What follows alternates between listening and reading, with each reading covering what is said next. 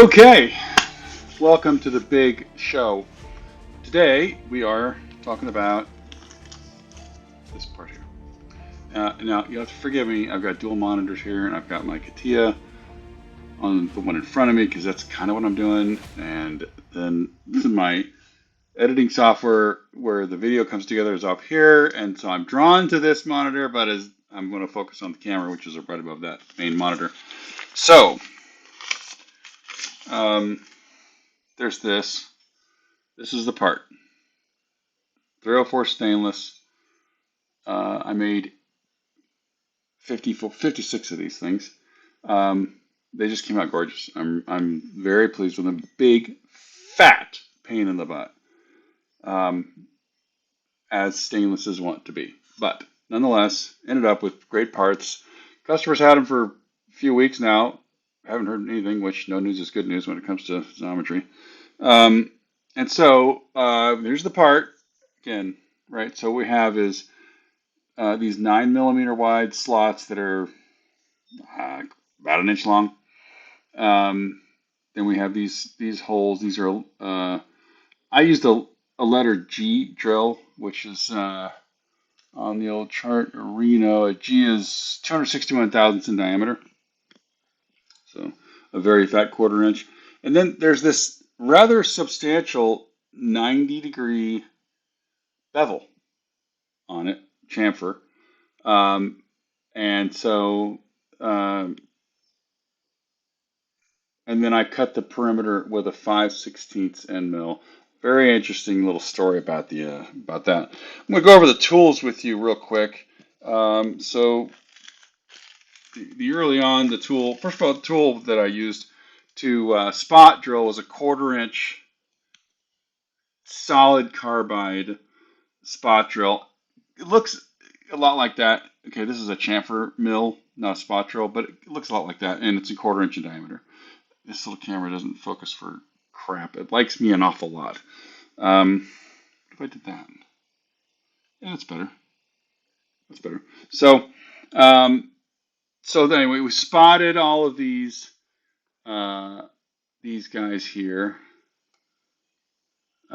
which is not on the screen, and then we moved on to the letter S drill, which is it's just a jobber drill. It's bigger than this. It's like, what is it, 348? Oh, God. Thank you, honey. That clock, the only reason I keep that clock is it was a gift from my wife, who we're going through some stuff right now, and I love her dearly, and that clock tests my patience 12 times a day or whatever, every damn hour. So this is a stub length drill. This is a cobalt drill. This is the letter G drill that comes in later. No, I guess this is, yeah. No, the letter S drill comes along, and it drills the pilot for each end. I just drilled each end of this out to make it easier for the end mill, and to make it so that the end mill just sinks right in. It doesn't have to worry about ramping in. It just bops in. It's already a hole there, and then it comes and does its profiling. Next tool in line is this big fatty here. Okay, this is a 5/8 diameter, way overpriced, solid cobalt spot drill, a whopper butt spot drill. That is one Mongo spot drill. Let me tell you, Jackson. Again, it's cobalt, which you don't even want to try stainless with high-speed steel. You'll be there forever. It's just going to cut super, super, super slow. By the way, let me interrupt myself. I ended up using a combination drill. Come on now, give me that. Combination drill. This is a combination drill. It's not focusing very well. I need to upgrade my camera. It's bottom line. Um, and so it's this is what I used to spot every hole. So I spotted every hole that was drilled in this thing with one of these. It was a that was a that was actually a high speed steel, but I turned it so darn slow that it was fine. Um, okay, then last tool is something that I really enjoyed actually. It was a 5/16 solid carbide end mill, and I started using this guy.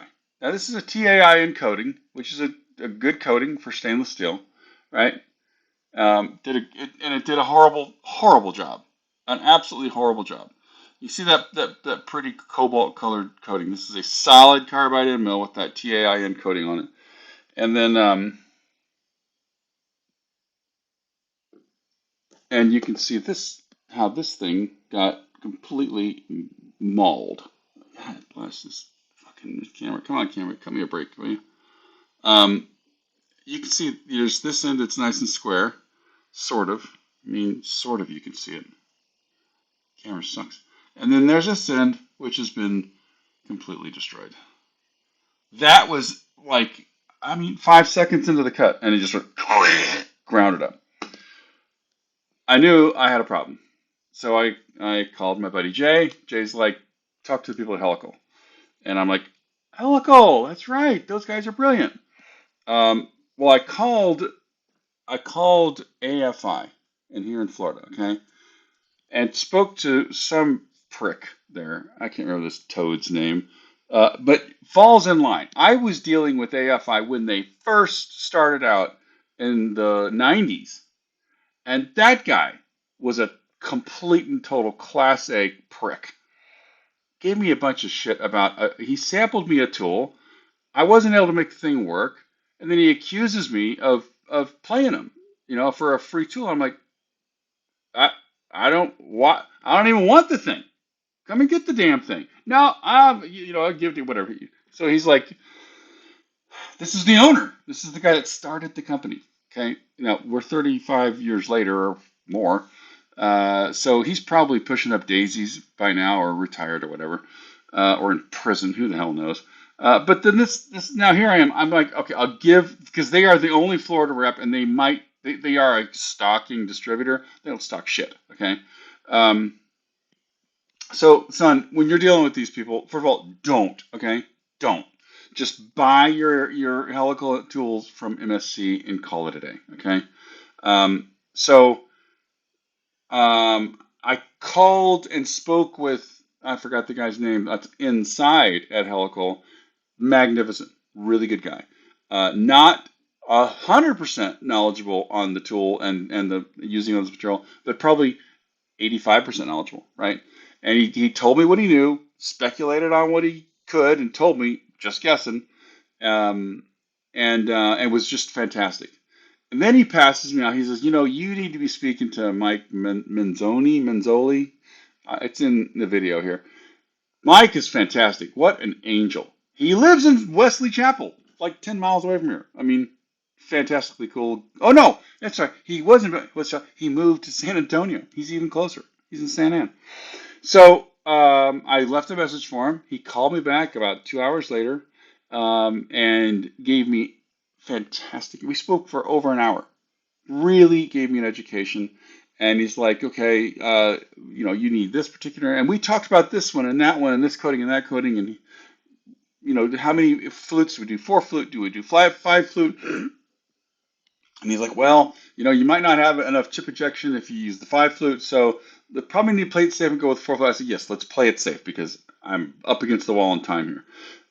So he's like, okay, we'll get the 4 flute, and the 5 flute is a little stronger, but we'll play with the chip load and the surface footage. But you got to use these end mills with these very specific. They have a very narrow band that they perform well in, or perform at all in, frankly. And but you find that sweet spot, and these things will never let you down. They are unbelievable. I use the hell out of these little tools. So here's the star of the show. Now this happens to be the 3/8. Okay. This is this a corner around it? I think it is a little tiny. It doesn't. I don't know. I don't think this one is a corner. So this is a sharp square corner.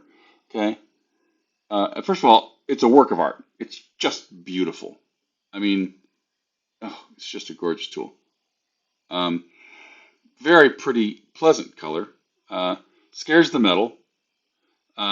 Just well, it just lures it in. It's like, come here, sweet. Look how pretty I am. I won't hurt you. I won't. It grinds it up into nothing. So I cut all 56 parts with one of these 5/16 mils, which means cut these slots on 56 of these things, cut the perimeter on 56 of these things. On the 57th one, 58th one, 58th one, 58th one. For some reason, I changed the RPM from 100% to 85%. It made it through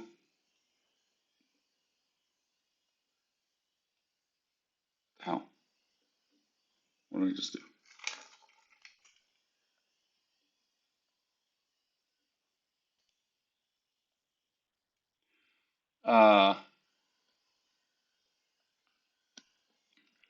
85% of doing this is an op two going around the perimeter. It did all. It did. Oh no! It did one. It did one. One? No, it did this one, this one, this one, and it made all the way almost in it to right here on this one, and it broke. And I'm like, son of a toad. Last part, the last one. How could you let me down? Well, what happened was, what I did was, I'm like, okay, well, I got to finish the damn program. So I got all the remnants of the broken tool out of there, which it broke in one piece, by the way. It didn't have little chips, okay? And I pulled it out and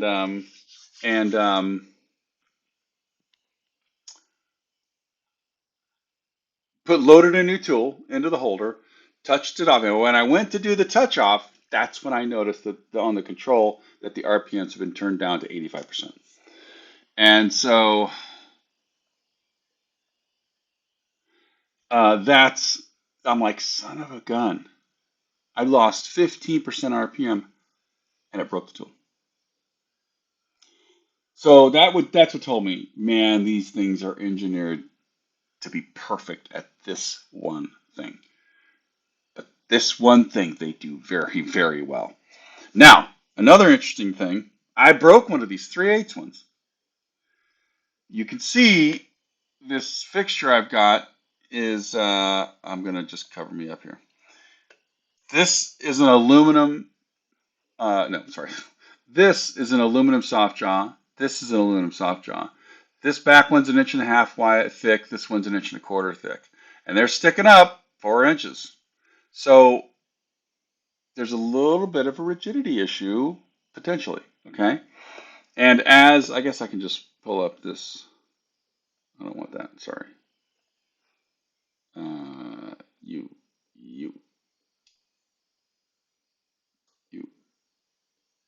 Uh,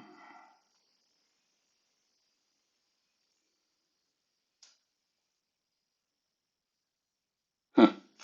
Where the hell's the assembly?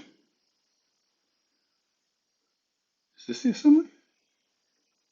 Oh no, I just got all this crap turned off. Um, there. So, and we'll turn this one off. So as it's going around these things, um, that's where we failed. So notice though, this is kind of sticking up. This is the fixture. It's a 1/2 inch thick plate, and you can see these little bumps and tits that are sticking up here. Those are alignment features, and then this is where the bolt goes through there. You see the bolts. That's one of the bolts right there. Right, so we do 100% modeling on all this stuff.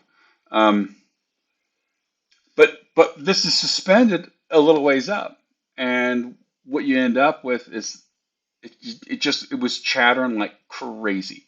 I I changing feed and speed, I'm tweaking. It finally chattered so much that it pulled the fixture out of the vise. So that I'm like, you got to be kidding me. Now I had already run it with the 5/16 end mill, and it ran like butter. But I had problems with the 3/8. It was just not quite rigid enough. So lesson learned, right? If these plates were steel, we would not be having a problem. This conversation wouldn't be taking place. Um, without further to do, uh, let's change up our video stuff here.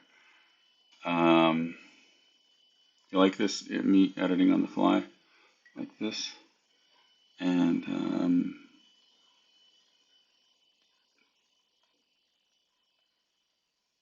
oh, okay, yeah, because I gotta play the video. Oops, I don't want that in the front though. Yeah, okay, let's play. Here we go. Let the show begin. Oh, let's pull this to the front here for, oops. All right, ad for Will. This is the ABF 304 stainless steel drop, quick tricky parts, but a fun challenge, and I love you, son. All right, my man, this is the part that we're cutting. It looks really good. I mean, 304 just has a beautiful construct. So this is the setup. You can see we're 4 up, right? That thing is buried all the way, 180-degree engagement into a 1/4 inch thick 304 stainless steel. Yeah, very expensive chance indeed. These little suckers are, what were they? I think they were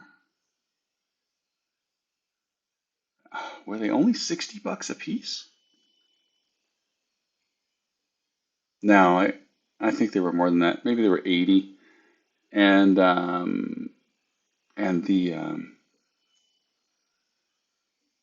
5/16 I think were like 72 or something like that. I ended up buying $500 worth because I'm like, I can't take a chance on being late on this job.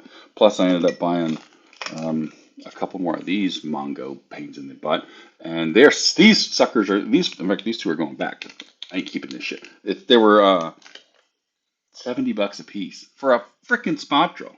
It's not even carbide; it's cobalt, which I love cobalt. It doesn't chatter the way carbide. It's very forgiving, and it cut the shit out of all these things. I did all of these parts. What are 54 times 200 holes, 216 holes. Did them all beautifully. The tool still looks great. So back to me. Gummy, nasty metal to cut. That's a 5/16 diameter ML, and you can see though, not the most rigid. Let me come around here real quick. Hopefully the focus will stay into. You can see I've got a really nice high-end Tico vise there. It's the same thing as the Kurt. Mike Menzoni. Menozzi. You can see those aluminum soft jaws. Great guy. You know, they're only about 1.25 inches on the front, 1.5 inches on the back. Thick, but you can also see, you know, if you look closely, I can't point it out because I'll lose my focus, but there's a stud there. There's a 1/2 inch stud that's like 8.5 inches, 10 inches long. Clamping, supplemental clamping. There's another one on the far end. You can kind of see the stud, the nut there. So now it's taking 5 thousandths off, and notice it's basically it's no louder, very little more vibration than taking 100 degree engagement. So really, and they're stinky. All right, we're about to get into it.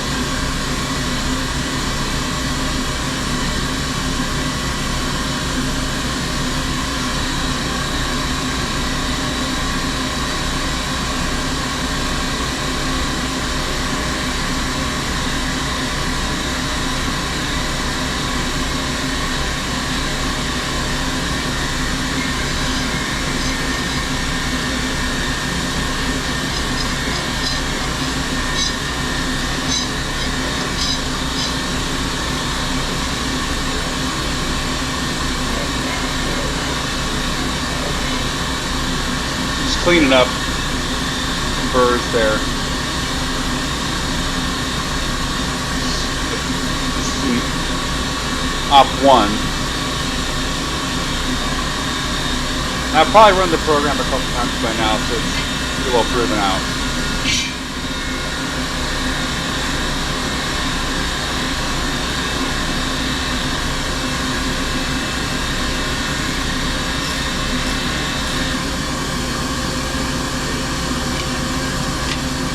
I'm going to turn that background noise. It's a little bit much.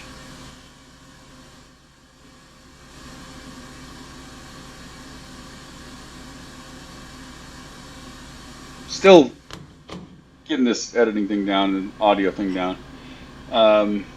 So apparently I've already measured from the end here. That I keyed off on the left side here.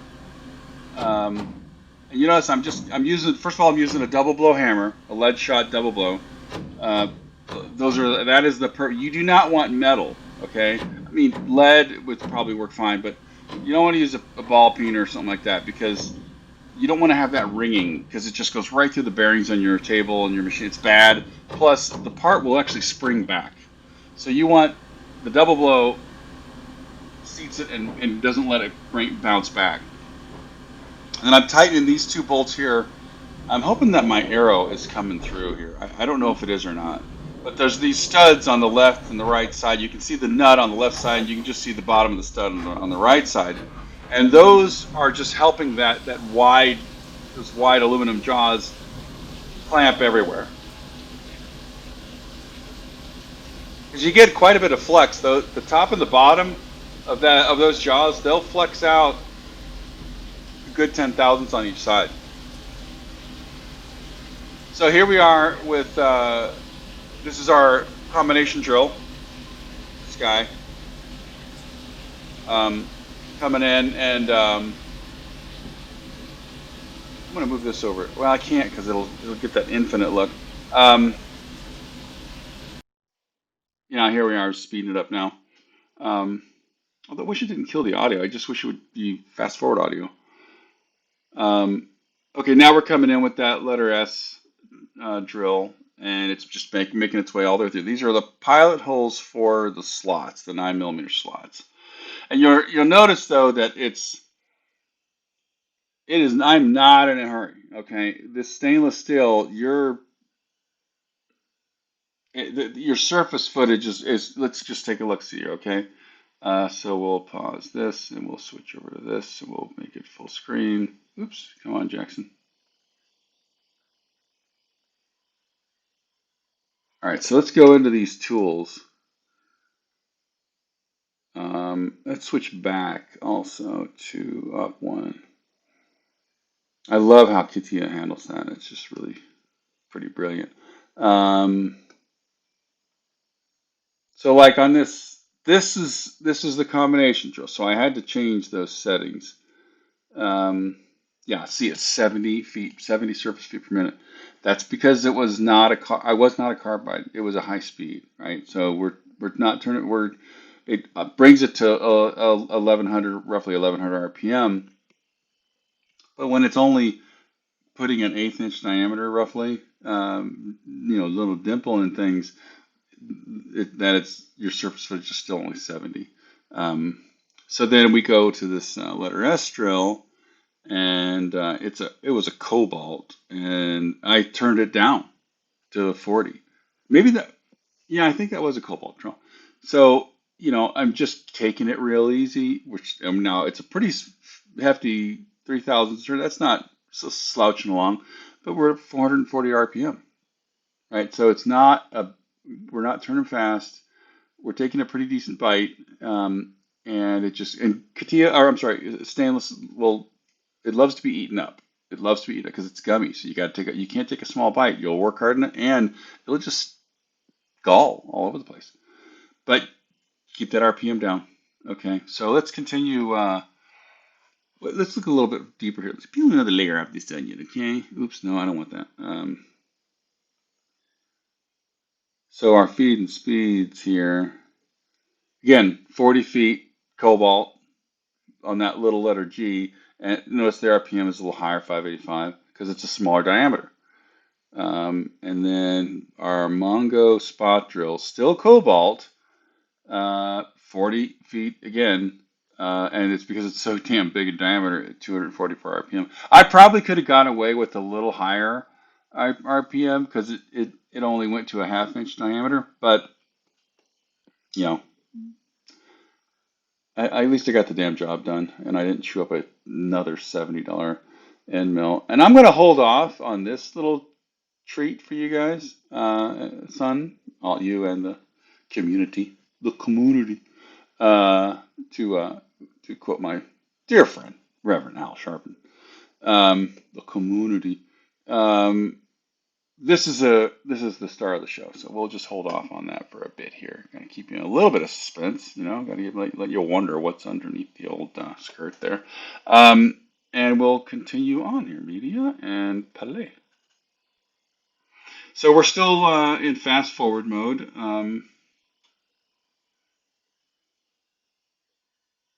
Okay, we got another. We're drilling now. We're drilling the letter G drills. So before I send in that, and we can do a little eye candy here too with this.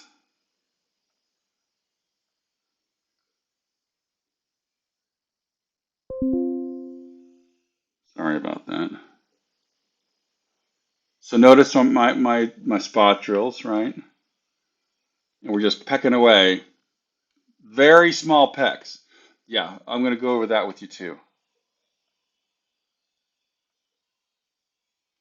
These are little tiny pecks in boatloads of them. And the reason for those is you got to keep the heat down, right? So you take a little bit, come out a ways, let some coolant flow in, let it cool things down. You primarily cool your drill down. Okay, now we're coming in with the letter G drills, which are, this is the final diameter for the through hole, for this through hole here. I tried drilling these with a 9mm drill bit. It ended up coming out oversized. And I did the research on it through my buddy Grok. Sorry, son, I know you don't like me when I humanize him. Okay, this is again, notice all the little pecks, all the little pecks. Um, slow this guy down. Oh wow, we flew through my. Well, nonetheless. So the reason why that came out is because I was drilling it so fast that it just the bit the chips forced their way around the outside, which I'm damn lucky I didn't work hard in the holes, and it cuts the hole oversized. Um, so you got to, and I was a little too aggressive, but I couldn't take a chance on screwing this up. I was going a little too fast with that bit, and I was not taking the small pecks. I was taking these whopper ass pecks, I mean, I only go, in stainless like half times diameter, 3/4 times diameter. If I'm doing aluminum, I'll do like 3 times D. So it was pretty conservative, way too aggressive for stainless nonetheless. Uh, so you want to end up with a peck that's like 15 thousandths. Let's just look at this guy. And the peck increment, 15 thousandths, right? Max depth of cut, 15 thousandths. So your peck increment was 15. I think I did that consistently with all of these things. The spot drill, 25, 25 thousandths. Do you see it there, right? Well, I guess you can't really see it unless you zoom in. But take my word for it, the peck increment is 25 thousandths. So back to the entertaining portion of our presentation, the video play. And we're back. These are, I guess this video, this was actually edited like 3 weeks ago, and I still am not very good at it, but I'm infinitely better than I was. Um, okay, so we should be slowing down here in a moment, I believe. So these are I'm gonna fast forward my fast forward. And yeah, that's the slots. Okay, so it actually did stuff twice. All right, let's see. There we go. So yeah, this is where it slowed down. So sorry, the videos will get better. The production value is definitely increasing. All right, now we got our 5/16 Wonder end mill here, which is obviously just slightly smaller than 9 millimeter. So it profiles, goes around the thing. I think it's oh, that's right. First pass is it just mows a straight line. Then it comes back and profiles, takes off all but, let's see, I think it takes off all but 5, and then it comes back and takes the rest. Or, and then maybe there's a spring pass. I guess I could look in CATIA here. It'll tell me.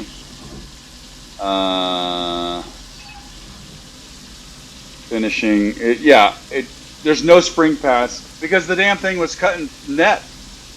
It was like a half under, you know. So at that point, I'm like, leave it. Let it. If I can prolong my tool life. Plus, again, if you're taking a spring pass, you're rubbing if it's stainless. That's it. And rubbing is heat. So and heat obviously in stainless is work hardening. It's death. So we've already cut our slots. Now it's oh no, that was the slots. And I can give you a little more of a useful image on CATIA's replay. But now we're chamfering. So now I'm looking at my magnificent work here. And then it should switch over to, yeah, there I am measuring it off. And I don't know what the hell I'm doing here. I think I picked a video that is not finally edited. I grabbed the wrong one, even though it's in the folder of final edits. Okay, here we go. This is some useful stuff coming up here. This is how I finished it.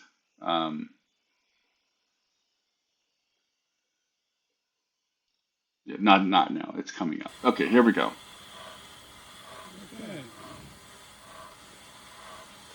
So I'm going to set this.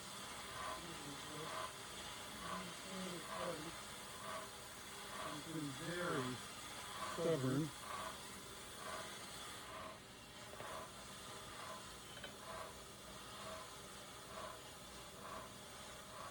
And I had to mechanize trying to clean these things up. So I'm using 80 grit sandpaper. It's getting pretty worn.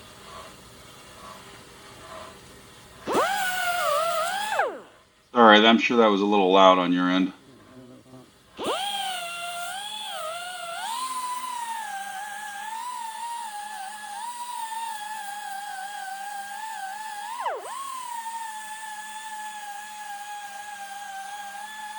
So you notice I'm just going through. This is just deburring. That's all it is. It doesn't fucking matter what you do with stainless. You're gonna get a burr. It's a real difficult material to work with. And of course the job was for Xometry, so I didn't make hardly any money on it. Try to keep the disc as flat as possible because it just extends the life of the fans and disc. Yeah, you don't want to like rotate it up so that the disc is like this. You'll cut super fast for a very short period of time because it wears out the disc. So you keep it as flat as possible. You're trying to have as much surface area as you can of the disc cutting. And the stainless is so abrasive that it really is hard on these discs. But I have a truckload of these damn 80 grit discs, so just go with it. That is a paint stripper. That's what that wheel is for stripping paint off of metal. But it works magnificently for doing some finish work. It's a Harbor Freight special. This machine, I love this machine. I mean, look, I'm not a fan of China. I'm not a fan of offshoring all of our entire friggin' economy. Um, but what this is the world we live in, and I can spend 500 or 600 bucks on a Milwaukee, or I can buy this Bauer for 99 Now, bucks, and it was you got to magnificent. remember, son, this is 304 stainless, so it's gummy. It's just super unpleasant to work with. Um, you got to buy specialized and expensive emeralds and cutters. Um,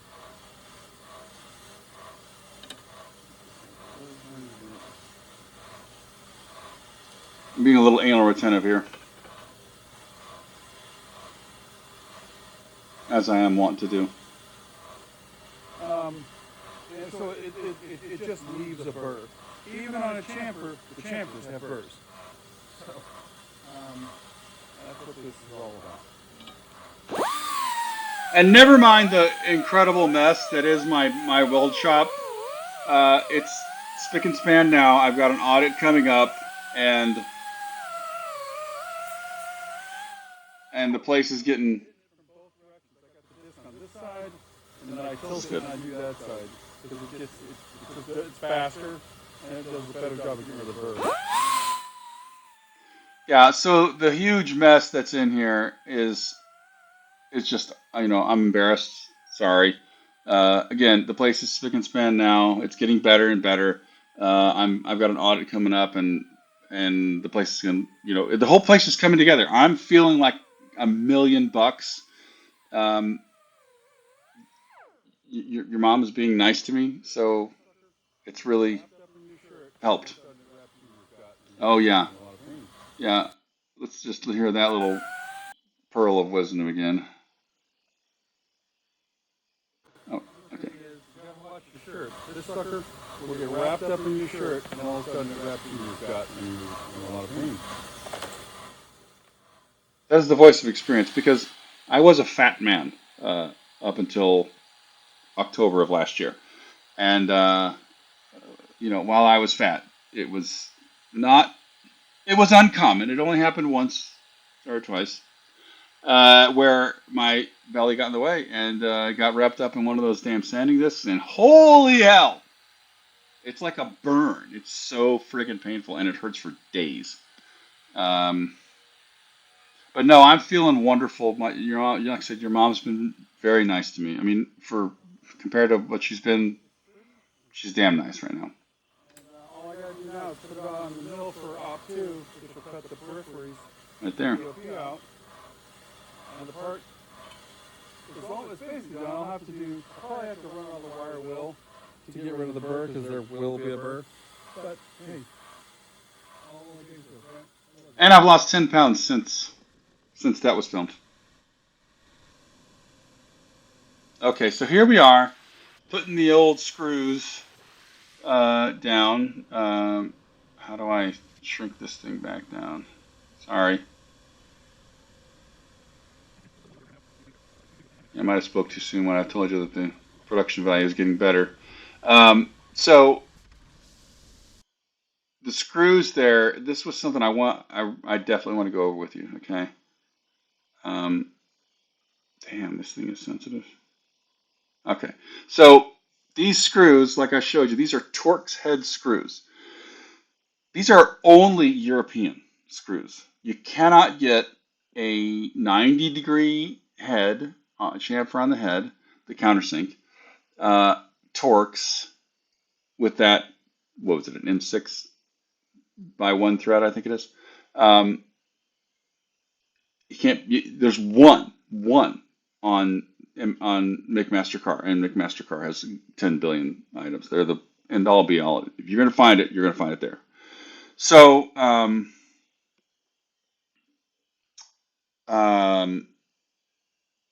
I got these screws. I designed around these screws. They're perfect, and you don't do this with a Phillips head, and don't. Oh my, it's masochism if you do it with a flathead. Uh, an Allen is fine. I mean, it works good.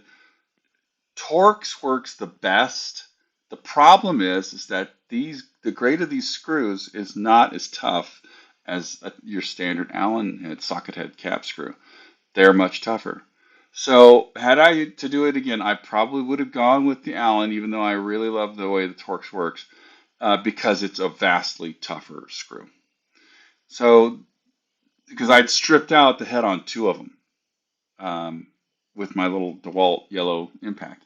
So that's lesson one on there. But these are retaining the thing. You remember I told you about the little tits that are sticking up, the location tits on there, and so they held it absolutely dead nuts. I took a guess and machined those things 3.1 thousandths under diameter, and I nailed it. It was absolutely spot on. Those things just snapped into place. Absolutely no play. And you'll see later on when I go to remove them off the fixture after they were machined the EOP on them. EOP is edge of part, which is more of a composites term, but I'm an old composites guy, so deal with it. I had to bang them with a hammer to get them off. They're not, sledgehammer, just tap, tap, tap. But I had to break them loose. So couldn't have had a more accurate fit. Just amazing. So let's play. Okay, now I've got audio with my fast forward. Okay, so notice I tightened them down with the screw gun. I put it on the first set, which you know which selector I'm talking about. This is the DeWalt 20 volt impact. Everybody's got them. But Will, you know what I'm talking about, right? So I put it on setting 1 because I didn't want to take a chance on stripping these threads out. I've got to do 56 of these things, and so this is going to be a well-used fixture. And one of these things, because I remember I told you when I was doing the perimeter with the 3/8 end mill, it got loose in the fixture. Well, it dug and cut almost all the way through. And because it got misaligned when it made the corner, it ended up chewing right into one of these screws and ate half the threaded hole. So that's then hitting the screw is what finally broke the end mill because it's a very aggressive feed rate. So lesson learned, right? So one of these holes though is severely compromised. Gave me no problems, but thank God, right? So here it is. I come back. I'm not employing a torque wrench on this because it was just a little too gangly, a little too more than I want to mess with. And I can control it with my hands really well. And basically all I did, and it's not in this video. This is one of the early ones. But as I tighten it, I go around tightening them all to the first setting, which is the least. You might get one click on the impact on all of them. Then I come back with this little snap-on, that little snap-on quarter-inch ratchet that we got, I'm tapping it with the double blow hammer until I can feel it. When you put some pressure on it, you tap it, and you can feel your wrench jump a little bit because it's seating. And when it stops seating, you stop jumping. You're seated. But you got to do that at least twice. I did it 3 times again because I was up against the clock on this thing, and I didn't have enough material to scrap. I had one plate of spare of material, so I didn't have I didn't have hardly any excess material, and I didn't have time to waste. I had to be very effective. So I wanted to make sure they were all seated perfectly. I didn't want to take a chance on stripping threads in my fixture, so I very carefully tightened each one of them. And you'll see here, I'm going around. I do the outside first. Now I did this one in one pass. Again, I came back and I was tightening them with the hammer, and I did it at least 2, sometimes 3 passes.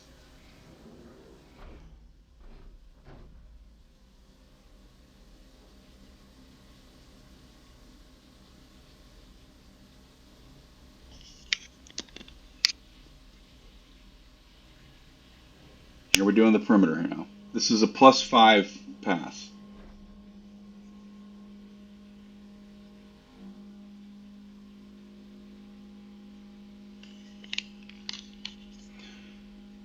Here, I'll bring me back here. And oops. And then I will zoom in on this a little bit here. Let me just go full screen here. Oh, that's actually better. And you guys don't know what I'm doing here.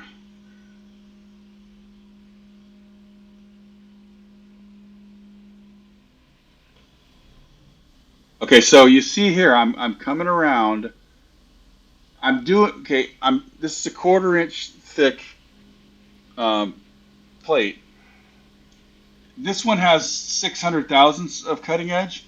That 5/16 had 525 thousandths of length of cut, and I want to extend my tool life. So on the ones that are where I'm cutting the perimeter, I'm going towards the I'm going towards the top of the tool. I'm cutting deeper into the fixture because if I go that deep when I'm cutting down the middle of the fixture, then I'm basically going to cut the fixture in half, right? So um, I'm doing the perimeter. This is the last. This is to net. It's only taking 5 thousandths off there. Now I'm going to go not as deep and right through. I'm 180-degree engagement, and look how fast that sucker's moving. And you hear how quiet it is. Now you hear a little bit of you hear that little bit of chunkiness. It's recutting chips, but not a lot of them. Notice when I change direction, it gets better. That is a bad sound. When you're cutting stainless, you don't like that. Well, there's nothing I can do. I mean, I got massive flood coolant, good pressure. You can't buy these things with through tool coolant because I've got through spindle coolant. If you recall on the Mill Sun, we've got through spindle coolant on this thing at 300 psi. But I can't buy these things. And oh wait, you can buy them. They're $152 a piece. That's right. So that ain't happening. Sorry, Jack. I did go back to Xometry and I learned a trick. I was actually told this trick by one of the agents. Go back and ask for more money. And if you're a good vendor, if they like you, especially if your quality's good, they'll just give you more money.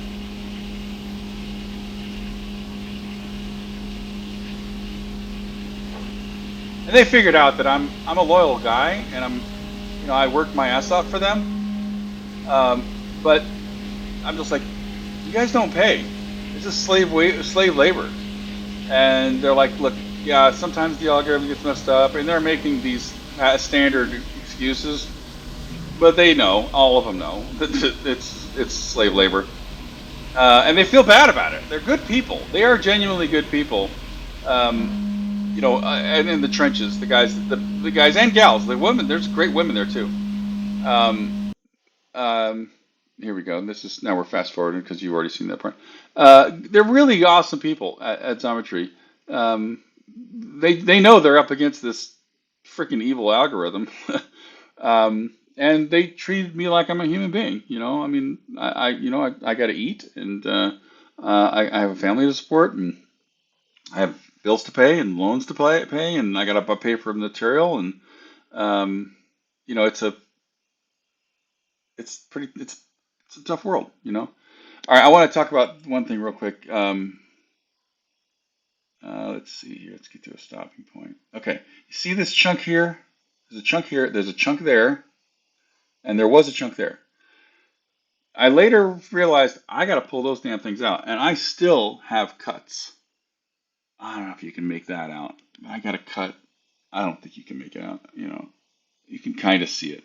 Okay, you can kind of see on the tip of my finger. There's a black cut with some grease in it, vintage grease, of course. Dude, these things were bleeding, bleeding, bleeding all over the damn place. I had 5 or 6 of these cuts, and it was because when the end mill went in between the two pieces of metal on the ends, it would form this little pointed piece there, and it was absolutely razor sharp. And all I had to do is touch it. If you put enough pressure on there to pick that little piece of stainless out of the fixture, it'll break the skin. So it was so painful. So I had to remove those things as I went along. And in this case, they get pushed around, but they'll get caught up. They'll get caught up, especially in that chamfer. There's the chamfer tool there. Notice here we go. Yeah, see how I am pulling them up? Up. I don't know if you know. I think I actually edited in where I was bleeding. God, this editing is so terrible. It's a good thing I know this video well.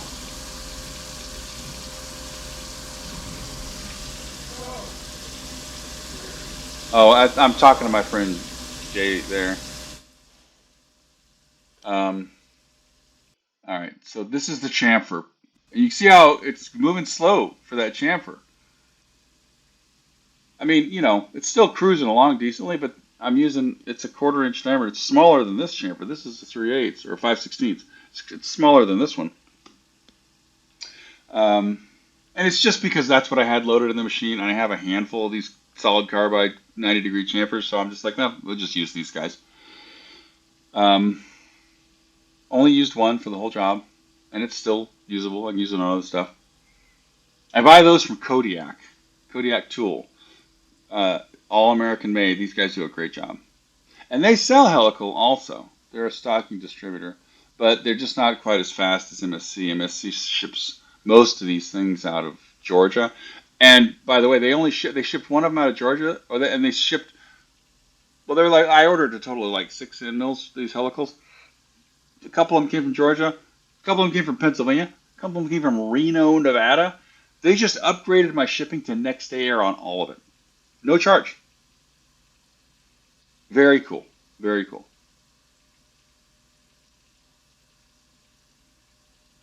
Okay, I don't know why I'm this thing's okay.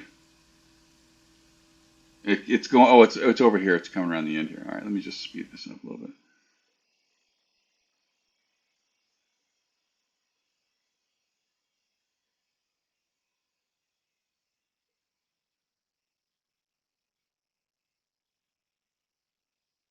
All right, so we're picking these things out. These guys, notice this guy here and this guy here. See the little point there? Razor blades. Same thing on this too, right there and there and there. That's a Chinese throwing star there, buddy. Pulling that baby out.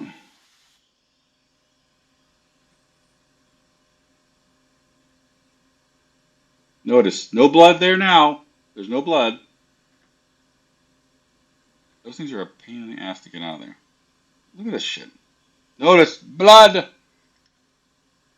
Now, if this is the one I edited, yeah, see, okay, I did edit.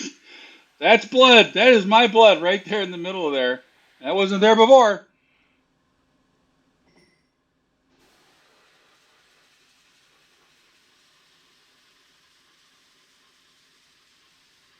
And I'm like dripping all over the place now too.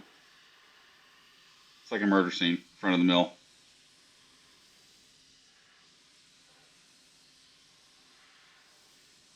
And I'm going to go over the details, by the way, in each tool, uh, each operation. You're going to get your money's worth here. Okay. This is Dad for WIL TV. No compromises.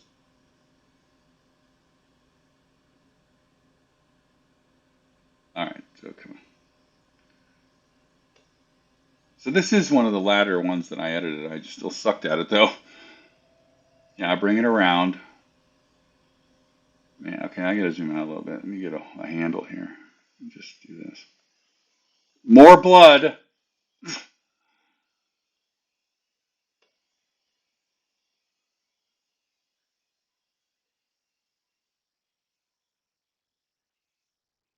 Yeah, get this. Okay, see, tap, tap, tap. Just kind of nudge it. A little tiny break loose.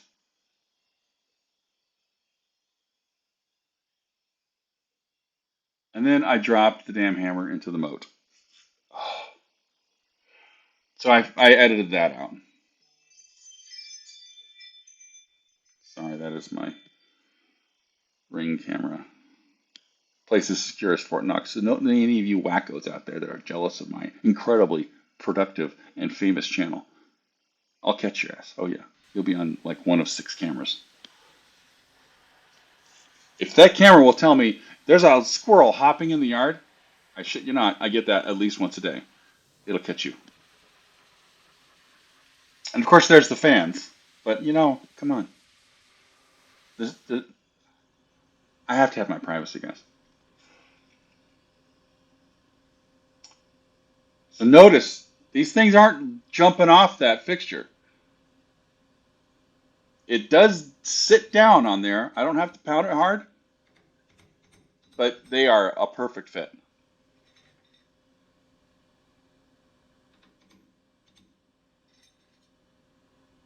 And again, this is one of the early ones, so this fixture's still tight. But I'm here to tell you, I had to hammer it even on the last one, the last bar. I think I did 14 of those panels, 15 of those panels. I had to hammer all of them. More blood. Oh my gosh. Okay, I have no idea. I guess I'm done. So that's the end of the video. We will full screen that, and then let's go through the operations real quick, and then we'll wrap it up.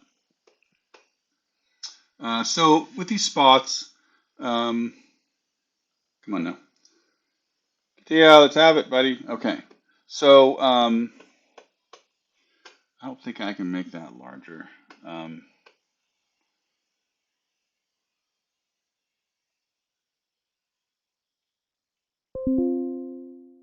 Sorry. So you can see I have an approach clearance of 100 thousandths. We're going by the tip of the tool in this case. You can go by the shoulder also. And then this plunge and dwell, don't worry about that. Dwell is just for if you want it to pause after it, between it's doing the retract and whatnot. But there's no retract because it's a spot drill and it's carbide. No, this wasn't carbide. Okay, so we'll go to the next one. Okay, so here we go. This is our spot where it's okay. This is doing the holes for. We just oops, I'm pushing the button on the wrong screen. This is doing the holes for the pilots for the slots. Katia chose to do it in this order. I'm assuming it's it was the shortest path. That's what you select. And it goes through. It breaks through by 70 thousandths, and this is doing it by the shoulder of the drill. So if this is a drill, this is the shoulder right here on this portion. This is the tip up here. This is the shoulder here. Now this is a combination drill, but just imagine it's a regular jobber drill or something like that. Max depth per pass again, 15,000. We talked about this earlier. 15,000 passes. You're cutting 304, especially 304. It's the worst of the worst. Keep those passes pecs, shallow pecs. Okay, keeps the heat down. It keeps the oversize. It doesn't let it get oversized. This is a retract offset. 39 thousandths. This is how far it pulls up. This is how unfriendly Katia is, right? All this hieroglyphics here. Oh yeah, cool. At least that's shown. Okay, cool. So you can see my mouse now. But they're saying this is your depth of cut, your DC, right? DC, and then this is the retract, which is this distance right here. Okay, so it goes down, comes up, goes down, comes up, right? And this is what they're talking about. This goes down and this comes up 40,000, 39 thousandths. The purpose of that is chip ejection, but it's also with stainless, it's so you can get some cutting fluid down in there. Very, very, very important. It cools your tool down, your drill. It cools your material down. Of course, just blasting the whole plate is because it's going to wick the heat away. Not nearly as well as like aluminum would, but it still does. So just keeping the plate cool will keep your hole cool for the most part. You want to keep that tool cool though, and if you're getting your feeds and speeds right, and of course if the cutter geometry is good also, that the heat is going to go into your chip.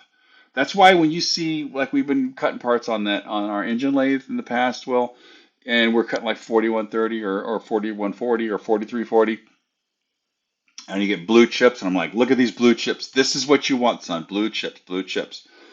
You're putting the heat into the chip. That's what you want. Okay. Um, so there's that. This is the same story on these other G holes. You know, it's a little bit smaller drill bit, so it's a little less aggressive. And we can look at these other parameters. I mean, you're just picking holes. This here, this is the bottom of the hole, so it's the bottom of the part. You know, um, that this is the bottom of the part, right? So that's this, and then that now that provides A, what the depth of the hole is, and then B, when you do your breakthrough, how far is it breaking through? It's based upon this selection. Oh shit, I don't want that. It's based on that selection right there, and then obviously this is the top of your hole, the top of the plane here, top of the part. Um, this is just tool geometry. This is your, I go ahead and you know me, son, anal retentive. So I go ahead and do the details. I model all of my tooling very accurately. In this case, complete waste of time. Complete waste of time. There's no chance of having a clearance issue because we're not rotating up on its side. We don't have to worry about bumping into the vise or something like that. But it doesn't matter. That's how I roll. These are my feeds and speeds. So my approach feed is 50 inches a minute. Okay. Now my plunge is this is completely unnecessary and not useful. But it's basically the distance. Let's see. I think this is the reapproach after a peck. Now notice how this is grayed out. That's because this button here is checked. We're using the automatic feeds and speeds that are determined in your tool resource library. And it's 3.5 inches a minute. Your retract is set to rapid. Okay, that's because that button is there. In CATIA, this is a limitation of the post processor, and Larry, my wonderful buddy Larry Jones at AZ Post, we can't get rid of this. Okay, it's only a problem when you are not at B0 or B plus or minus 90. If you are anywhere between B0 and B minus 90, it's gonna retract directly up in Z, and it's not going to be uh, coincident with the center line of the hole. We don't know why. I use rapid here because I'm at B0, so it works fine.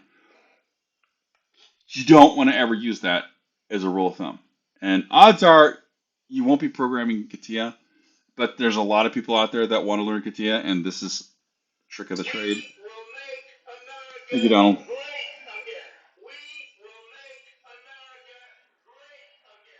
MAGA. Okay.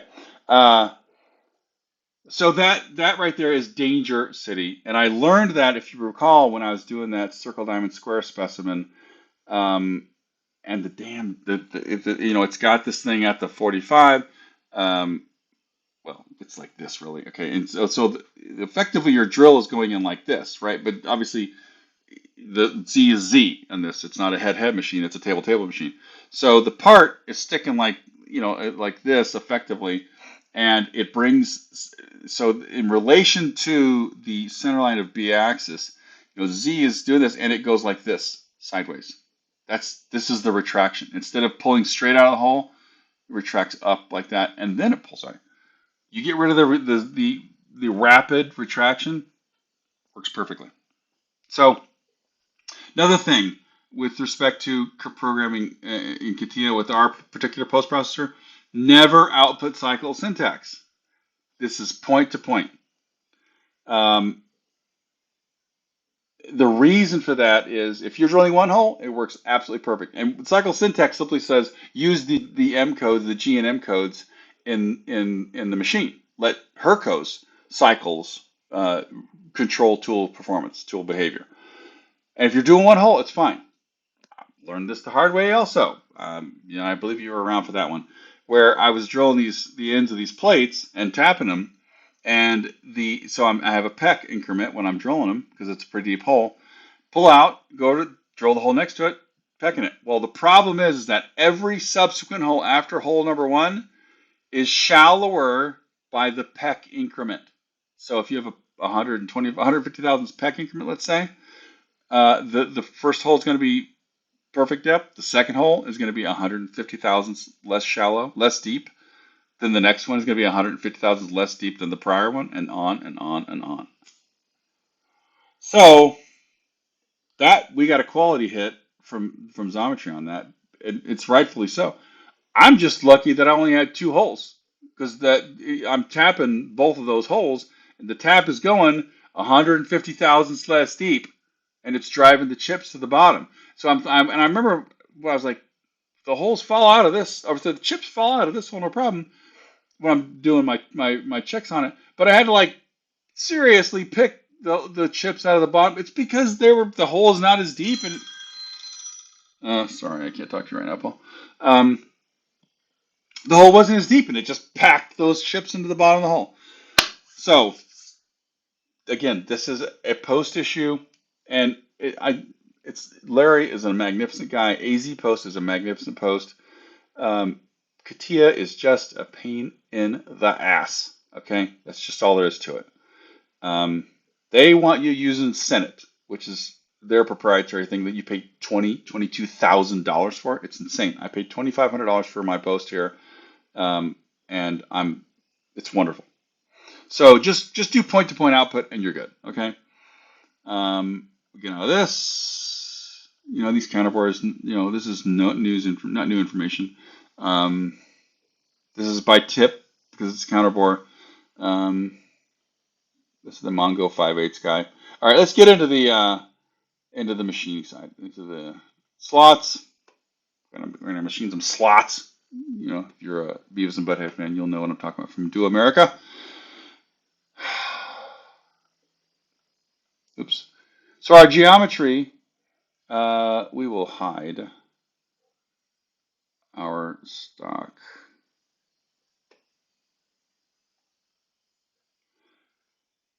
Okay. So the guide that I picked on this, I had to get quite crafty. All right. So this red, maybe I can highlight that. Analyze.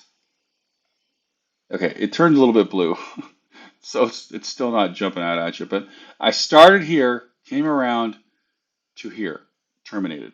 I only want to put a slot in the middle of this thing, okay? And you can see my offsets. I'm very, very careful with these offsets. It's a 21 thousandths offset, so if you do the math on the 5/16 10 mil, you want to run it down the center. It's not quite 9 millimeters, so it's 42 thousandths skinnier than a 9 millimeter hole. Half of that is 21, and that's my offset because I'm picking the side of the hole. Okay, and I want it to go in the center of this. I want this is where my pierce point is, the center of this half round, and then just follow this track and stop there, which is going to put me in the center of there.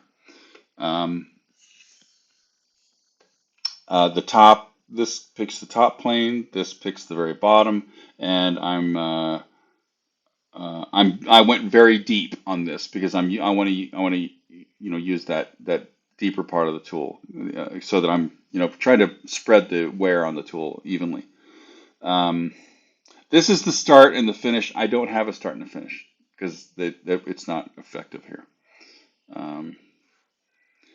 Got approaches here. CATIA is this is a totally ridiculous form of choosing your approaches. It's so absurd and so confusing. I've been using CATIA for 15 years and I still get these wrong sometimes. As far as just knowing what a linking retract or return and a level retract. I'm like, well, what about returning between levels? What is the difference? It's not intuitive at all. Nothing is intuitive about this. But it's written by the French. What do you expect? And if you're insulted, good, Frenchie. Okay. Notice though, this is on my approach. I bring it everything. So my actual approach is 200 thousandths, where I'm going to go at my approach speed. The yellow is approach speed, which is this 20 inches a minute approach, right? So then I'm this here happens to, I believe this is rapid. No, that's approach speed too. So I don't know why the hell I didn't just put an inch there, but I did. I probably thought I was controlling it. And you understand, these things were, I did these dozens of times. So I might have thought that I set that to rapid and then, or I was going to set it to this slower speed and then after the program is known good, I'll change that to rapid, after the fact, but nonetheless. This is what it does after the whole thing's done. It just retracts an inch above, and this is hopefully set to rapid. Yes. Oh, no, it's set to the retract speed. And what did I set that to? Rapid. No, 200 inches a minute, which is effectively rapid. The machine's, I think it's like 496 inches a minute is the rapid, or 900? 900 and something is the rapid. Doesn't matter. So now we get down here between the levels. I don't have multiple passes here, so this is completely not useful. All right, move on to the next. Fin Pro. Now we'll look at this tool path. Notice there are two, there's a cyan line. That cyan is finishing in CATIA. The green is regular feed rate, your cutting. Blue is rapid, yellow is approach. So presumably our approach speed is 20 inches a minute. Again, this has already been cut, so there's nothing happening. When it approaches, it's just going into air, cutting air. This is well, let's just run it. It's going to go like lightning because it's a pain in the ass. CATIA. You cannot slow the simulation down in CATIA. Again, this was retail over $150,000 for the software 15 years ago. I paid $49,817.52. Wrote a check for it. Teresa, if you're out there, I love you. You're wonderful. Teresa Garcetti. Garcetta? No. Something like that. She's wonderful, though. She was my sales rep for CATIA, and she got it to me for a third of retail, and it got me out of hot water because I was stealing CATIA, and they caught me, and they said, we're going to let you off the hook if you buy it. So I had to buy it. I was like a captive audience. Step overs here. This is the step over screen. There's no step over. There is finishing, right? So we take a semi-finished pass plus 5,000s, then we do the finish pass, and your finishing feed rates come in, approach, machining, and then here's your finishing feed rate, which happens to be the same in this case as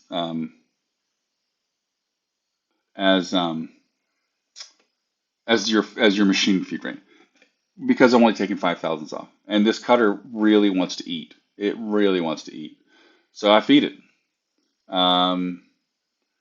Approach again. This has got a little dog leg on it, right? So here's my 21,000s again. This offsets it into the center of the part, and then my lead in was 155,000, and I had to do that to get it close to the pierce point, and I had to do a lot of iterations. I had to like really mess with it to get that right because it was trying to go here where the off to over here. It was trying to come over here somewhere, and I don't know why. Maybe that's what it is, because it's 312 thousandths is the diameter, 312.5. 155 is half of that. So that's what it was doing. I had to offset it to half the radius of the cutter. That's okay. There you go. Now I figured it out. So it comes directly over. Oh, okay, good. I'm like, man, hopefully I'm getting this right.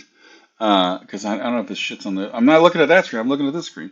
So it comes directly over, straight to the side, which is it's cutting nothing at this point, and then it comes on over. As soon as it starts heading that way, it's cutting. Not a lot. 16,000s, right? 21,000 minus 5. So then we get into our finishing. This is and notice how approach, retract. That's the approach was first, right? And then we get into these, retract is first, approach. What are you Frenchies thinking? All right, so same story, except I don't want it.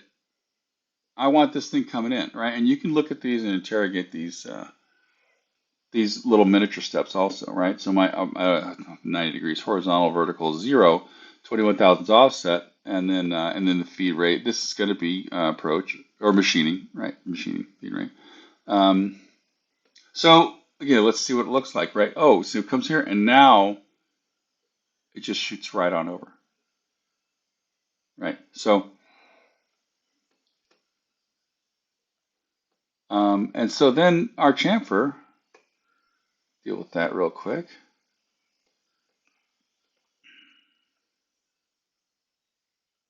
It's going to go like quick. This, notice the dual path is way up here. I figured this out later on because I did the math. Okay, so it's 90 degrees. It's offset 95 thousandths. So I want to have a 5 thousandths chamfer. So it's a quarter inch. So I have an eighth inch offset from the center, right? The radius of the cutter is an eighth an inch. Obviously, you can't go to the edge of the cutter. You want to come a little bit. So I'm going to say, okay, I'll cut it 100 thousandths from the center of the cutter. This way, I'm pretty far. I'm cutting on a larger diameter.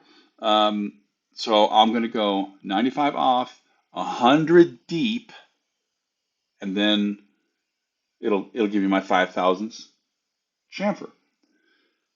When I did that, it would go 100 thousandths too deep. And I'm like, son of a bitch. So this right here should say 100 thousandths deep. It's 6 thousandths deep.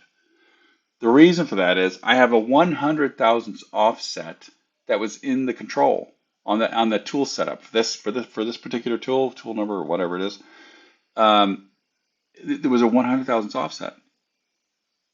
I didn't see it until I was halfway through the job. I'm like, son of a bitch, that's why. That's why I'm having this problem. There's 6 thousandths there. Because it should say 5. Well, no, because this material is not flat. And this was a big to do, big to do. Alro. So in the book, Alro's big book. Okay, you go through and you look at your tolerances when you order material, right? We'll just do it here. Stainless steel plate, uh, stainless steel half round hexagons flats. This was not, well, this was a flat, but it's not a flat. It's from sheet. So they take a sheet, a 5 by 10 sheet or something like that, and they shear it into certain widths. So instead of buying, I think they call it like true something, a flat that's not extruded. It comes out of the mill, quarter inch thick, 5 inches wide, and it's flat. It's a very accurate.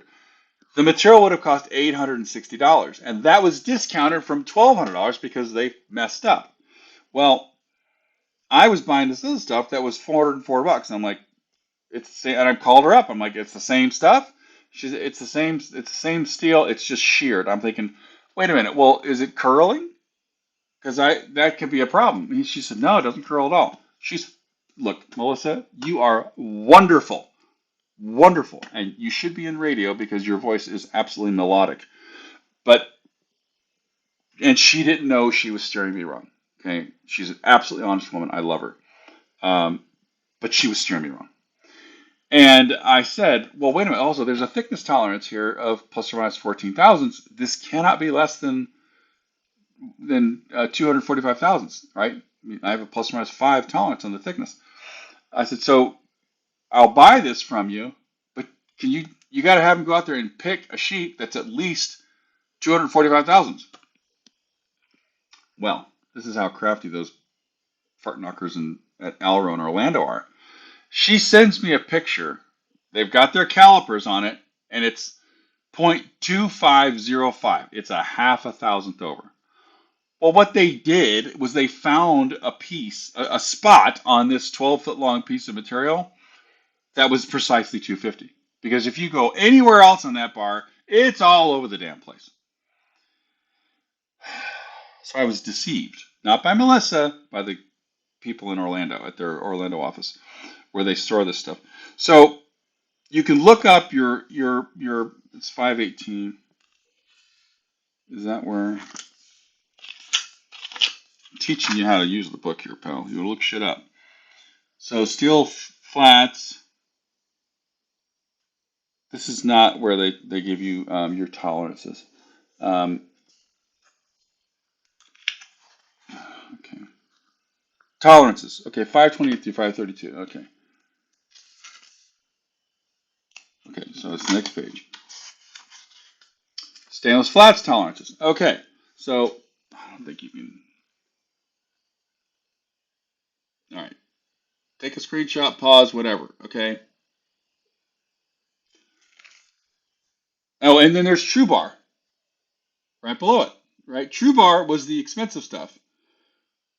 This sheared. That's what I bought. The sheared stuff. So between an eighth to over 114 or oh, that doesn't make any sense. Oh, 3/16 to 3/8. Okay, so 1/4 falls into 3/16 3/8. Um, the that's over. Okay, so you can get as much as 50 thousandths over or as much as 10 thousandths under. Okay, that I don't understand what the hell that is. Permitted width. I don't understand that shit either. But the True Bar up to 1 inch thick. Oh, eighth. Oh, widths. Okay, so the width I was buying was going to be 4 inches. So 2 through 4. There we go. Eighth through half-inch thickness is plus or minus 15 thousandths. So that would have been a problem. All in all, I'm Melissa was thoroughly embarrassed by her colleagues in Orlando.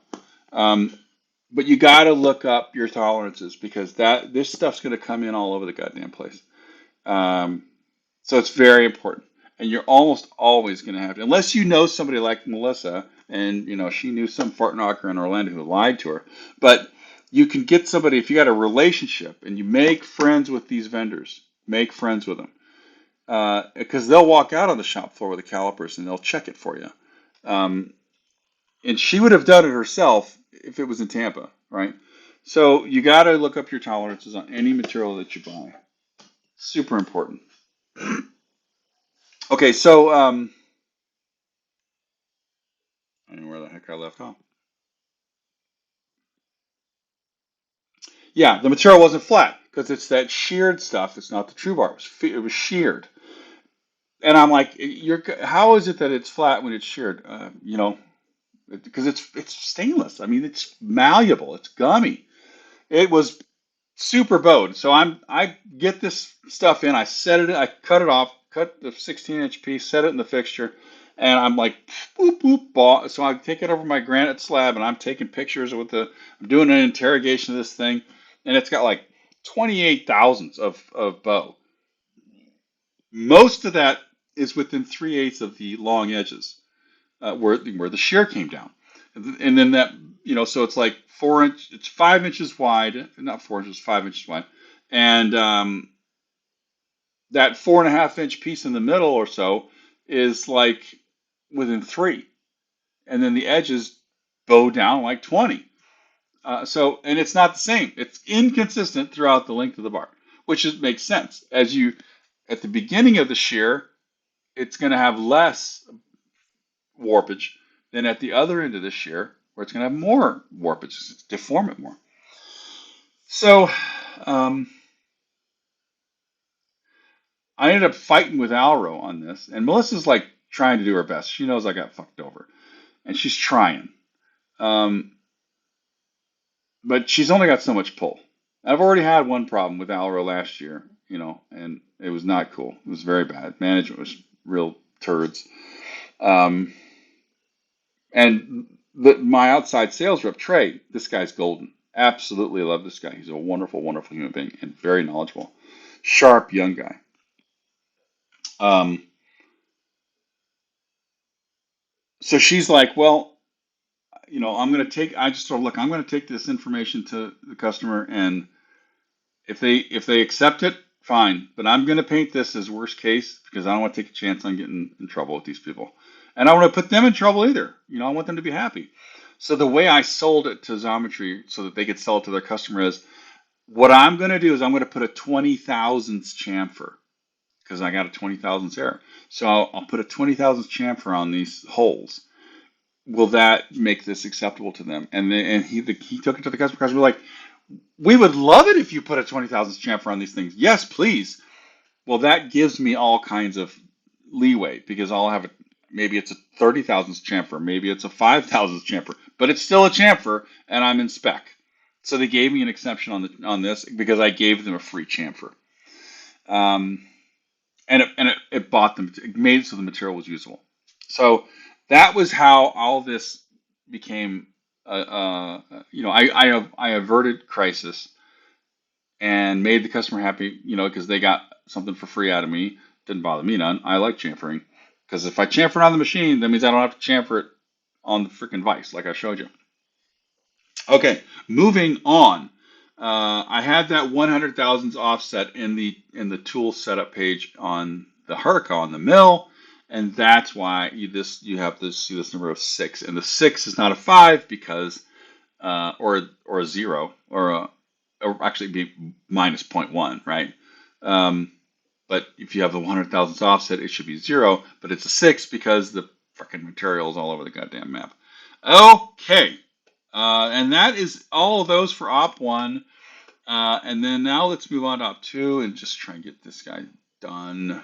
Done. I don't know how long this thing is, but it's too friggin' long. Holy shit, we're an hour and 26 minutes. Half you people tuned out a long time ago. Hopefully not. Okay, so these are the programs I use to machine the fixture. Okay. Oh, man, I guess I should probably do that real quick. What the fuck? Oh, all right. I'm getting a little irritated here. Okay. Let's turn that bolt off too. Uh, and then we will activate.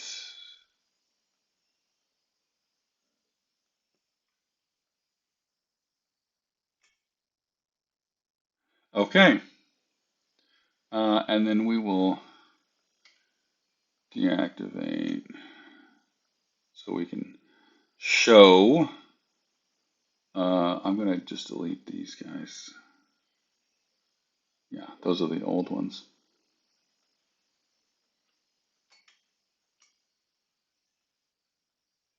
All right, let's have a little show, a little movie. Movie time. All right, and we're going to have to make this screen like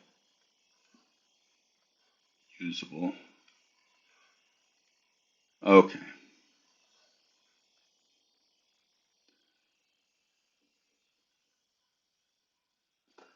All right, so here we go. So right now it's coming in with I guess that's a 5/16 mil. I can't remember. Yeah, it's 5/16 mil. And it's just going around all the features and then machining away the excess. It ramps in. You see these ramps. It goes around, cleans everything up, and now it's doing a finish pass around our little islands. Yeah, man, islands. I'm an island boy. And notice that you can actually see the tool movements because there's all kinds of radiuses. So it came here, it profiled here, and it profiled the back. No, it profiled this end and it profiled that end. And it's because I wanted a controlled edge on an end, both ends, for in case I had to realign to it, which I did after that 3/8 mil almost cut the damn hand fixture in half. And then the other controlled edge is this back jaw on the vise, which remember when you tighten the vise, it flexes. So you got to do that after you have clamped the part. Now also here is, notice how thin that wall is on there.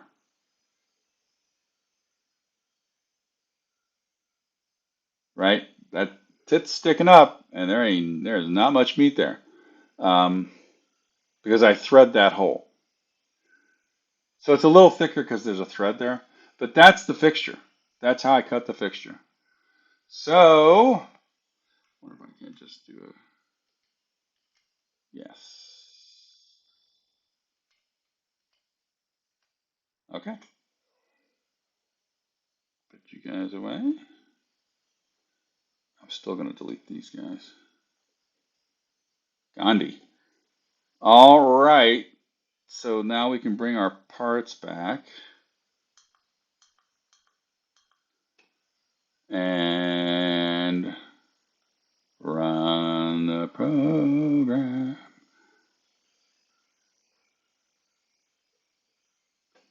All right. A little eye candy for us. Yeah, for our team friends. Okay, so it's going around them, and it was so damn fast because Katia is uncontrollable. This bar is all the way to the left. Of course, you can't see it because it's off your screen. But anyway, this is the speed bar, and that's slow. Ridiculous, I know. Now notice how high it is off the part. It's not touching the part in the simulation because of that 6,000 thing I was telling you about, the 100,000 offset machine. But that's kind of it. So let's look at our feeds and speeds, similar to what happened. Um, this is got a finishing pass, so this is the whole thing. No spring pass. It's one way, one way. I did close the path because I went all. This time I can go all the way around because I'm not. Oh no, I didn't. That's right. I did this. Okay, I'm losing my mind. This was deeper. This was deeper, and then this was shallower, right? So we go to the next 1B, right? So this you see here now, toolpath is around this side, and it's again. Notice how it's um, the cutter is barely going into the fixture, right? But if we go back to the other program, it's deeper.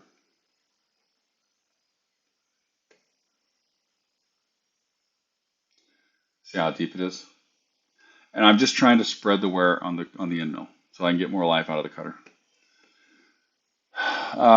Feeds and speeds and all that other stuff. There's a no step over, but there is a finish pass.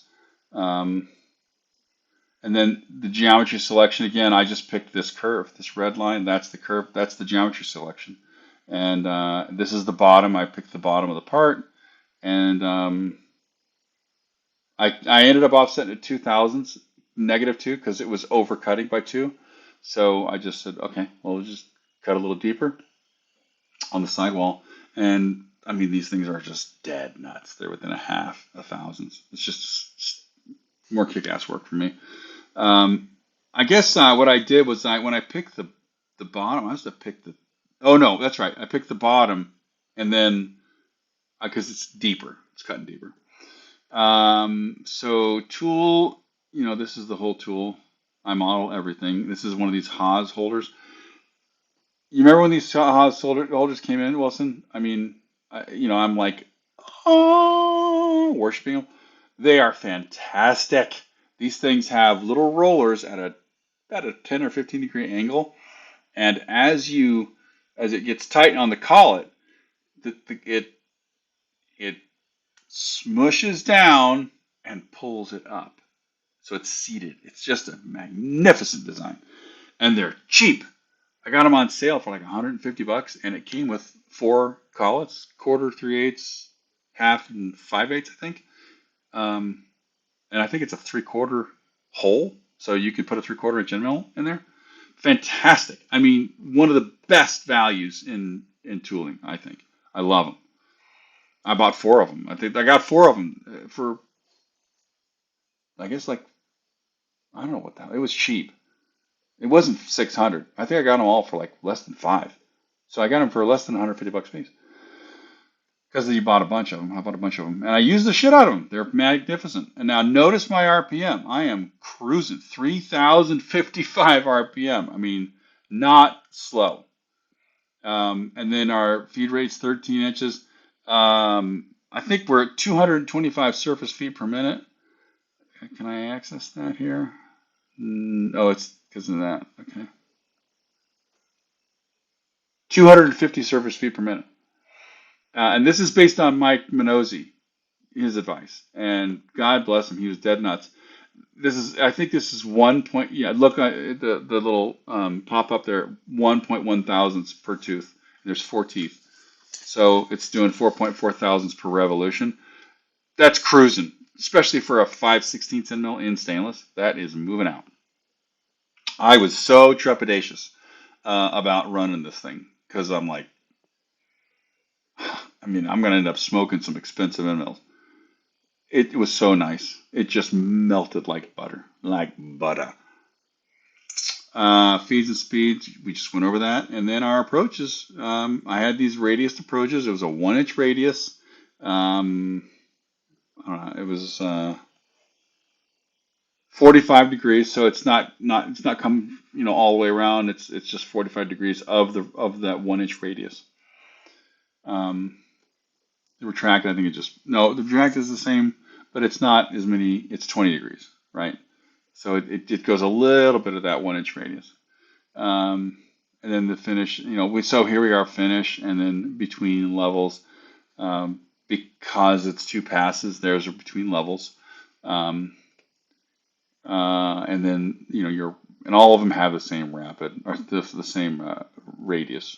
Notice the cyan, right? Because the feed rate here is finishing. And that's that. Okay, look, wake up, those guys that fell asleep a long time ago. That's the whole damn thing. So you got it all. Now you got it. Now you know how to machine stainless steel parts in our magnificent machine. Let me just do a quick look at. Oh, this should not be on there. Sorry. Come on, you piece of shit. I freaking hate that. Sorry, that wasn't appropriate. I shouldn't show that on there.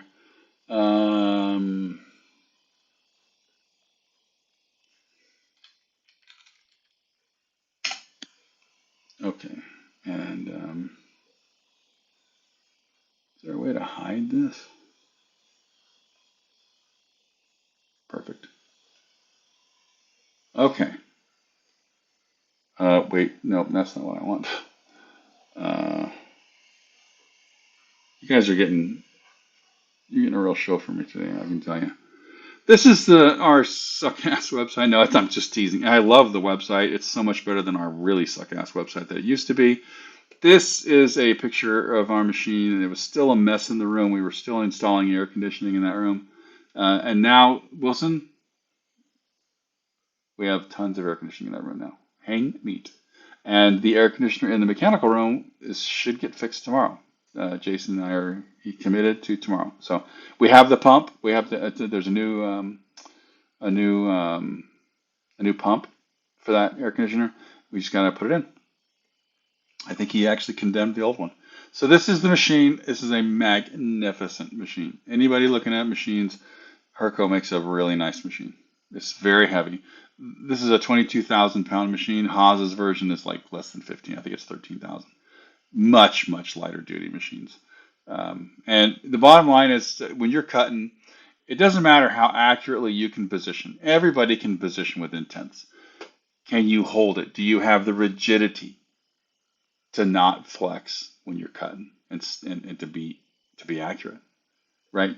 22,000 pounds. Yeah, this thing's not going anywhere. A 15,000 pound, 13,000 pound. I'm not optimistic about that. Here's our lathe. Notice main spindle, sub spindle, 12 station turret, both sides, live tooling. That guy right there is live tooling. Live! We'll do it live! Fuck it, we'll do it live. This is our tool setting post here. It folds down, and you touch off the tools, and it's absolutely amazing.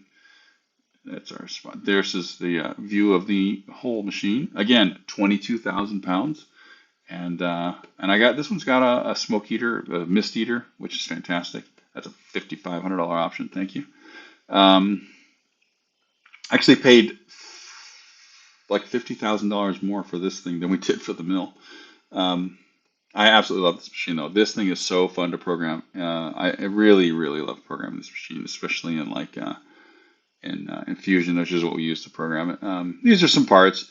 Make yourselves at home. Go ahead, aircrafttooling.net, aircrafttooling.net. Okay, back to me. Son, I want you to appreciate this. All right? This is for everyone also. Hi guys. So the video got cut off there a little bit. I went off into a rant that ended up lasting in another hour. It's going to be edited and put out in a different video because it gets more into the family side of what the channel is for. And it was good, but this video was already too long. So I just want to wrap this up and put a bow on it. And I thank everyone for watching, especially Wilson. And I want to make sure that Reagan doesn't get left out here too, my little girl. I love you dearly, sweetie. And don't think that this channel is not for you.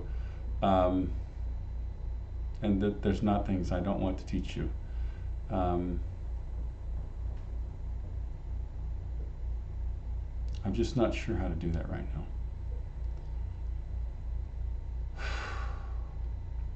So,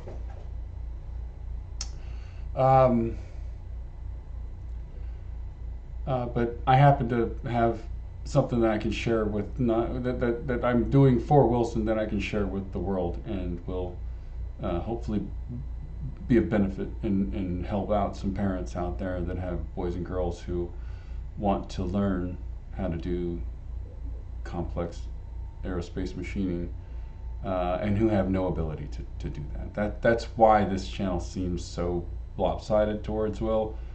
And I didn't think you and I would be separated this long when I started the channel. So, and Wilson and I had a different arrangement too, where we started this business for him. There's an incredible expansion going on, like it's starting tonight at 7 o'clock. Is the fourth of what are going to be many meetings that started on Mother's Day night. Was the beginning of a lot of amazing stuff, and there's a lot going on. Big update coming. But anyway, I just wanted to wrap this video up, and I watched it and I realized I got to go into some more fundamental things, explaining how to use the drill, a decimal equivalent chart, which is going to include, obviously imperial decimals to 4 digits past the decimal. It's going to have letter drill sizes or others, and then there's wire sizes, wire gauge sizes, and metric, and how all of them correlate. And then I'm also going to go into a drill and tap chart. And explain how to learn this stuff. And if I'm really crafty, I can also kind of bring into an app, because there's a lot of apps out there. I have a couple that I really like.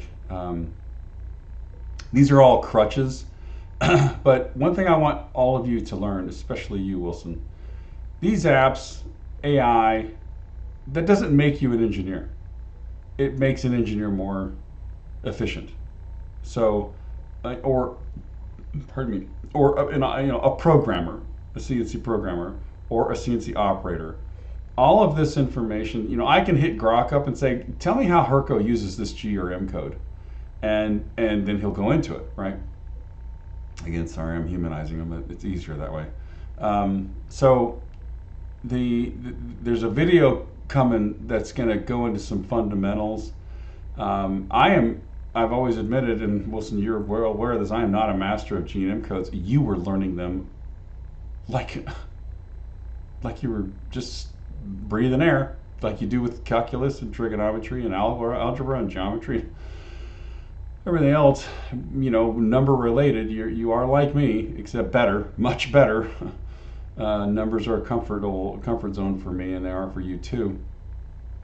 But you know, thank God your mother and I developed your brain in a way that really, really enhanced your ability to analyze problems, um, and completely understand things before you act.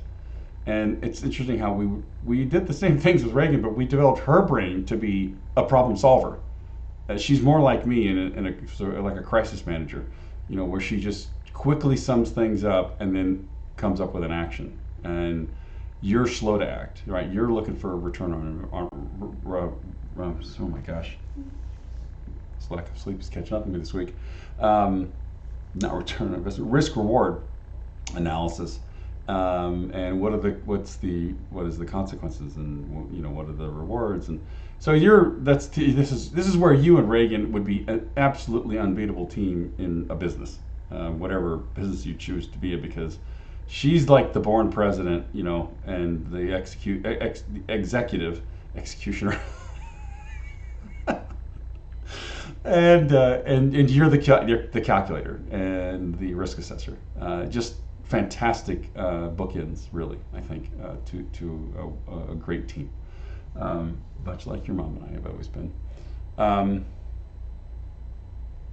so this video has taught me a few things, and I've got some more editing to do. I got like 6 in the queue that are in the process, various stages of editing right now, and I'm glad I'm doing them, kind of pushing them all through at the same time, because it's developing my editing skill. So I'm getting pretty good at OBS and DaVinci Resolve, and also learning their limitations, because they definitely have limitations, and they definitely like to crash every so often. But thankfully, DaVinci's, when it crashes, it remembers where it was. So that's, you know, I'm yet to lose a mountain of work, which is cool. Anyway, to all the dads and moms out there, especially the guys that have had divorces forced upon them, keep the faith. Okay, it's really hard, I know. Don't give up. Those kids, they're, you know, my kids will need me someday. I'm sticking with it. And I think I'm going to be a good enough man that my wife will find me desirable.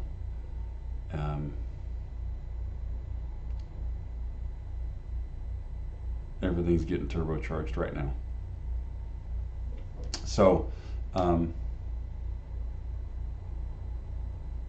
there's more videos coming, and you got more support coming, and I'm going to refer you right now to Rachel Sloan, the angelic heroine Rachel Sloan, Sloan, Sloan.